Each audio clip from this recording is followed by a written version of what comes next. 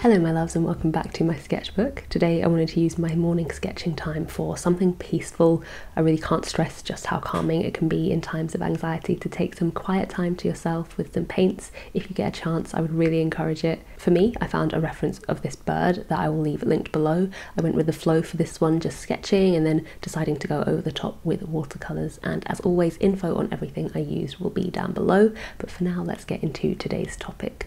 So last week's video was the first in what I hope to be a series on my channel going forward, where we set our own personal commissions based on a certain type of project. So last time it was an album cover. In the future we could do like greetings cards or home decor or product packaging or any of the other limitless ways that art is used in day-to-day life. And the goal is to get you guys involved so we can all get out of our comfort zones or have this task that we're seeing through to the end and exploring our art in different ways in our own time.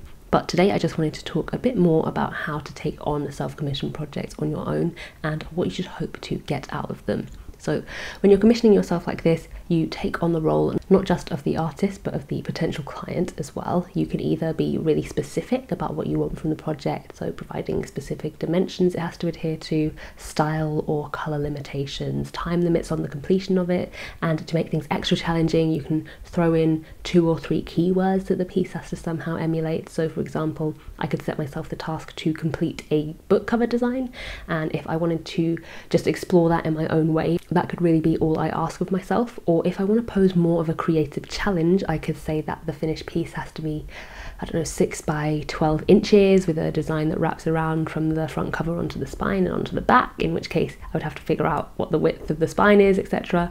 I could use an existing story as a starting point, so let's say The Very Hungry Caterpillar, and again I could let myself read the story and see what imagery it could conjure up, or I could push myself to think more outside the box by actually putting myself in a box, I suppose. I could say that, let's pick 3 words. Yellow, I might say I want the dominant colour to be yellow, and I'm looking for a piece that's reminiscent of the art of Cézanne, and you can interpret that as closely or as literally or as loosely as you want. And I suppose the third point might be that I don't actually want to see the caterpillar, just his surroundings. And I know that that probably didn't make any sense, it was quite on the spot, but what I'm getting at is that you can really have fun with even just an adjective generator online, just to narrow down the scope of your ideas and challenge you to get into more of a problem-solving mindset.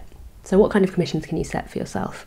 So just look around you at all the things that use art. There's billboards and murals and animation and food packaging, all packaging, magazine spots, articles, ads, stories, poems, invitations, business cards, clothes. Art is everywhere. The projects you can set yourself are endless, and it's up to you how much time you spend on these things. For me, I think a week, maybe a week and a half out of the month, an hour or so a day is enough to stretch those muscles and still have time for other things.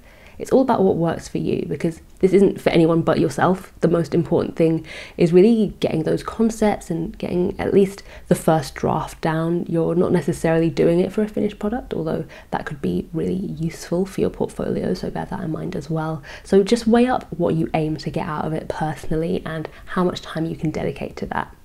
Building your portfolio is a good part of the why you might want to do this, especially if you're looking into going into a particular field in art. You could really just focus on commissions centered around that to build your experience there, but also to put out there to potential clients that will be looking for that kind of thing, to say, hey, this is what I do. But there are plenty of other reasons it keeps art fun and exploratory in times where you might be doing a lot for other people or a lot of practice and study. It sets your mind alight with ideas and just that excitement that can go away after day of making art. It keeps your problem-solving muscles warmed up, probably builds them even, creates a safe space for you to experiment in and maybe try things that you wouldn't have before. All in all, I think it's just a great way to get in tune with your creativity, get some practice in without it feeling like a chore, and build the habits of committing to a project. Hopefully I've encouraged you to at least consider trying something like this yourself. If you're looking to take part in the album cover designs, check out last week's video, and I would love to see what you come up with using the hashtag in the description of that one. Let me know if you have any ideas for commissions we could work on in the future, and for now, thanks so much for joining me. Take care of yourselves, stay inside if you can, and I will see you soon for the next video. Bye.